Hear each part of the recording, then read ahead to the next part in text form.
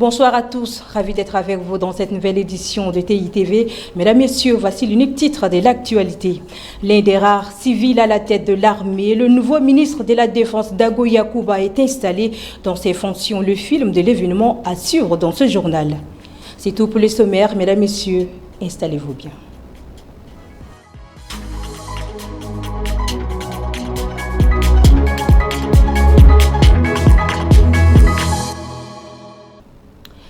Je l'annonçais en titre, nommé le 21 octobre 2023, le nouveau ministre des Armées des anciens combattants et victimes de guerre à Dago Yakuba est installé officiellement ce lundi au cours d'une cérémonie présidée par la ministre secrétaire générale du gouvernement, Dr Ramatou Outouagne, dans les locaux du dit ministère en présence des chefs d'état-major des armées. Les détails avec Judith Kamtar. C'est fait. Le nouveau ministre de la Défense prend fonction. Dago Yakuba est installé dans ses nouvelles fonctions par la secrétaire générale du gouvernement, Ramatou Outouagne. Il remplace à ce poste le général Daoud Yaya Brahim, contraint à la démission le 18 octobre. Le nouveau ministre de la Défense promet de relever les défis. Je rassure les plus hautes autorités que je ne trahirai pas cette confiance placée en moi, et c'est avec détermination et responsabilité que je m'investirai pour assumer mes fonctions en privilégiant surtout l'intérêt général au détriment des intérêts particuliers pour une armée nationale au service du peuple et non au service des individus. Dago Yakuba est l'un des rares civils à prendre les rênes de la défense nationale dans un pays qui compte plus de 600 généraux. Le mouvement des jeunes avec Midi a organisé une conférence de presse cet après-midi dans le locaux de l'ONAMA pour annoncer la date du symposium national qui aura lieu du 21 au 22 novembre prochain. Suivez un extrait de la vice-présidente du mouvement proposé par Judith Kamtar. Gage du développement socio-économique. C'est dans le cadre de cette mission qu'il a décidé de l'organisation d'un symposium national du 21 au 22 novembre 2023 en N'Djamena. Ce grand événement réunira plus de 1000 jeunes leaders de la capitale et des provinces sur le thème « Jeunesse unie et engagée pour la refondation du Tchad ».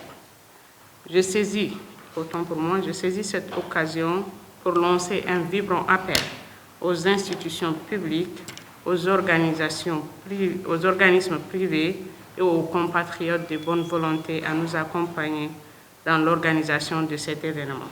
La deuxième édition du forum sur l'entrepreneuriat féminin dénommé Women Success est lancée hier, lundi 23 octobre. Ce grand rendez-vous des femmes entrepreneurs est une occasion de partage d'expériences, d'exposition des produits locaux et des formations jugées bénéfiques par les participantes.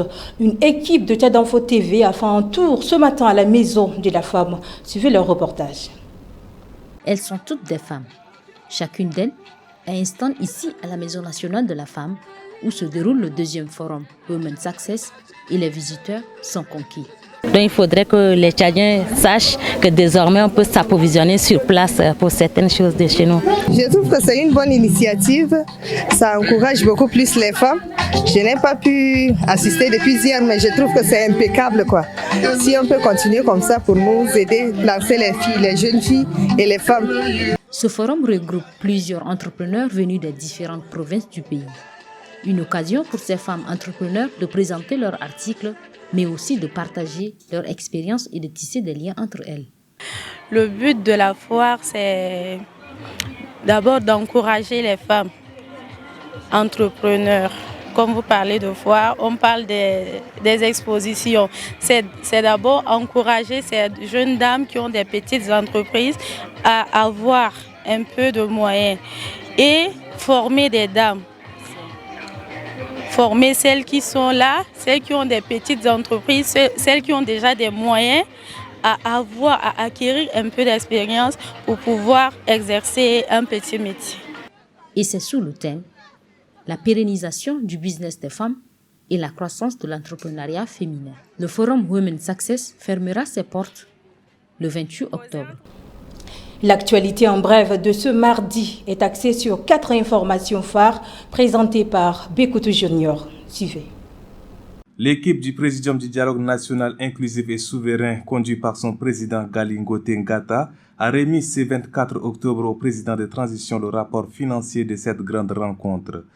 Gali Ngote Ngata informe que 5 milliards de francs CFA ont permis d'organiser ces assises. Championne nationale d'islam au Tchad en 2023, Trissiana continue sur la bonne lancée en étant retenue au festival Keur Massar Hip Hop au Sénégal qui se tiendra du 13 au 19 novembre prochain.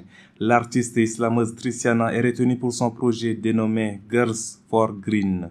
Il vise à lutter pour un environnement sain. Dans le cadre du festival Keur Massar, Trissiana participera à une résidence d'islam sur la justice climatique. Son projet sera bientôt officiellement lancé lors d'une conférence de presse.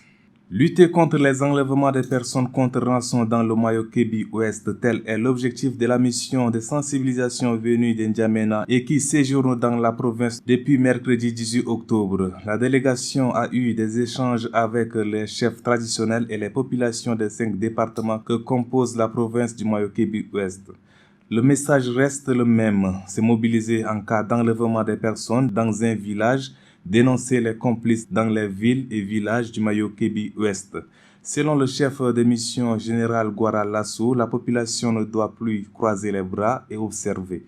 Tout le monde doit agir pour mettre hors d'état de nuire ces bandits qui ôtent le sommeil aux paisibles citoyens, galvanise-t-il. La grève sèche et illimitée annoncée par le syndicat des anciens du Tchad, section de la Tandjilé-Est, a débuté ce lundi 13 octobre. Elle est observée dans tous les établissements publics de la commune de Laye, de l'école du centre au CG numéro 1 en passant par le lycée moderne de Laye et le collège communal d'Ougmayo. Le constat est le même, aucune présence humaine. Les cours et les salles de classe de ces établissements sont vides. C'est seulement les administrateurs, à savoir les inspecteurs, le personnel de la délégation de l'éducation, qui ont ouvert leurs bureaux pour accueillir les enseignants nouvellement affectés. De N'Djamena Randonnois Moundou, l'association d'aide des enfants en détresse sensibilise les parents sur la scolarisation des enfants. L'objectif est de lutter contre la non-scolarisation des enfants dans la ville de Moundou. Une rencontre préparatoire a eu lieu le samedi 14 octobre 2023 au sein de la dite association. Judith Kamtar et Mbayonoudi Adrien y étaient pour le compte de Tchad Info TV. Inscrire 60 enfants démunis et assurer leur suivi est la mission que s'est donnée l'association d'aide aux enfants en détresse cette année. Pour atteindre les objectifs, l'association a un plan bien élaboré. Il y a des parents qui ont des enfants, mais ces parents même vivent dans des situations particulièrement difficiles qui n'arrivent même pas à envoyer les enfants à l'école. Donc nous nous basons maintenant sur ces côtés. Donc à chaque année, on envoie les enfants à l'école comme ça. Même si on n'a pas de moyens, on envoie d'abord, on descend dans les établissements, on cause avec les responsables là-bas, on inscrit les enfants et après on rembourse et puis on récupère les bulletins. En vue de soutenir les enfants, le centre offre des formations en couture, teinture à leur mère afin qu'elle soit autonome. Une femme qui perd son époux, il est difficile pour elle de s'occuper de ses enfants. Au Tchad, des femmes souffrent. Il y a des femmes blanchisseuses qui font de la teinture, font l'huile de karité. C'est ça l'huile de karité que fabriquaient nos ancêtres. Ici, on fabrique de la pommade avec cette huile. Elle rend les pieds lises et rend aussi le corps de l'enfant propre. Nous nous sommes réunis pour aider les enfants à préparer leur scolarisation et aussi aider les enfants en situation de détresse.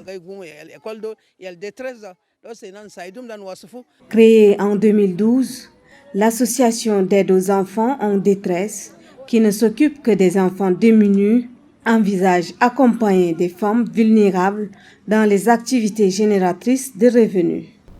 Dans Moundou, revenons ici à N'Djamena où la vente de l'eau glacée, jus de citron, d'oseille et autres par les jeunes devient de plus en plus fréquent dans les rues de la capitale N'Djamena. Ces jeunes vendeurs ambulants utilisent généralement les mêmes gobelets ou récipients à la longueur de la journée pour servir leurs clients. Un business rentable pour ces jeunes, mais comporte des risques pour les consommateurs par manque d'hygiène. Suivez ce reportage réalisé par Sotne Irène avec la voix de Judith Kamtar.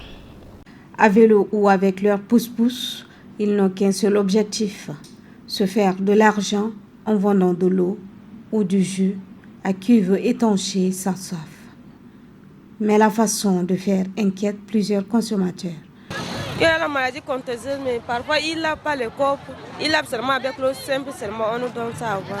Et nous, quand on a soif, seulement on prend ça à boire. Les deux personnes ne peuvent pas utiliser parce que ça risque de contaminer les autres. C'est pas normal. Des inquiétudes légitimes compte tenu des multiples maladies que ce manque d'hygiène pourrait causer. Dans la cavité buccale, il existe beaucoup plus de germes qu'au niveau de la marge anale. Pour faire simple, la bouche est plus sale que le derrière. Et donc, il faut savoir que ce réservoir buccal-là contient beaucoup de bactéries, beaucoup de germes qui sont transmissibles entre les humains. Alors, nous vivons dans un milieu quand même assez délicat. Quand il fait chaud, on ne fait pas attention à la qualité d'eau qu'on prend. Donc, pour faire simple, le mieux, c'est que chacun se procure d'une bouteille d'eau à usage personnel. C'est la meilleure solution pour éviter de se transmettre ces germes qui accentuent les maladies, surtout infectieuses, que nous rencontrons dans nos milieux. La santé n'a pas de prix. La responsabilité des consommateurs est donc nécessaire. C'est tout pour cette édition, mesdames et messieurs. Merci de l'avoir suivi. Bonne suite des programmes sur Tchad Info TV. Bonsoir.